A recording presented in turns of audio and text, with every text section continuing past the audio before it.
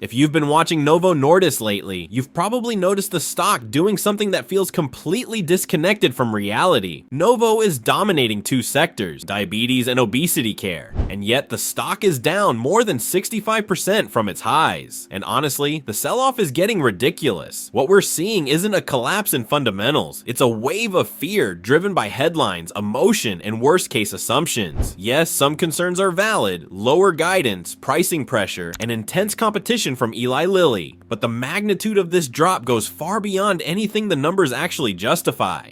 So let's break down what triggered this sell-off. First, US policy changes. Novo reached an agreement with US authorities to significantly cut list prices for Ozempic and Wegovy starting in 2026, along with reductions for several insulin products. Investors panicked over margin compression, but here's what many missed. These price cuts also expand insurance coverage, especially through Medicare Part D, which is poised to include obesity medications for the first time. Once Medicare moves, private insurers usually follow. Novo also gains regulatory stability and tariff concessions, removing two major long-term risks. Novo expects only a small single-digit hit to global sales in 2026. Next, Novo lowered its self-pay pricing, bringing monthly costs for Wegovy and Ozempic down to around $199 to $349 depending on dose. Again, the market saw margin erosion, but this move also helps Novo recapture cash-paying patients and fight back against compounding pharmacies that were undercutting them. Then came guidance cuts. Novo trimmed expectations for 2025 due to softer GLP-1 sales. But even then, the company still expects around 11% growth in the coming months. Hardly a disaster. And yes, competition from Eli Lilly is heating up. Lilly has ramped up production and rolled out strong alternatives like Zepbound, chipping away at Novo's market share. But competition doesn't erase the fact that Novo remains one of the most dominant players in a market growing at historic speeds. Now here's where things get interesting. When you actually run the numbers, the current valuation makes almost no sense. Using conservative assumptions, no revenue growth for Q4, a long-term EBIT margin of 45%, and free cash flow conversion of 76%, Novo only needs zero growth to justify today's stock price. Zero. That alone shows how absurd the sell-off has become. But what happens when we consider realistic growth? Novo's three key segments grow at very different speeds. Diabetes care, 7 to 9% annually, obesity care, 25 to 30% annually, rare diseases, smaller but steady. Even if obesity growth were zero, an extremely conservative assumption, Novo would still deliver around 5% annual top-line growth, making the stock roughly 35% undervalued. But if obesity grows even close to the expected 20 to 30% market rate, Novo's blended growth rate hits around 11%, meaning the company could be undervalued by up to 85%, and that's before considering the potential upside from ongoing research. Early studies are exploring whether GLP-1 drugs might help treat Alzheimer's disease. It's still speculative, but Novo is already hiring for that segment, and initial clinical results are expected soon. Of course, risks remain. US policy could tighten further, competition will intensify, and supply chain limits could constrain growth. But none of these risks justify pricing Novo as if growth is dead for nearly a decade, especially when the company sits at the center of two massive global health megatrends. So here's the bottom line. Zero growth, fairly valued. Zero obesity growth, 35% undervalued. Growing in line with the market, 85% undervalued. This sell-off isn't just overdone, it's irrational. And that's why I view Novo Nordisk as a strong buy, and why I personally doubled my position.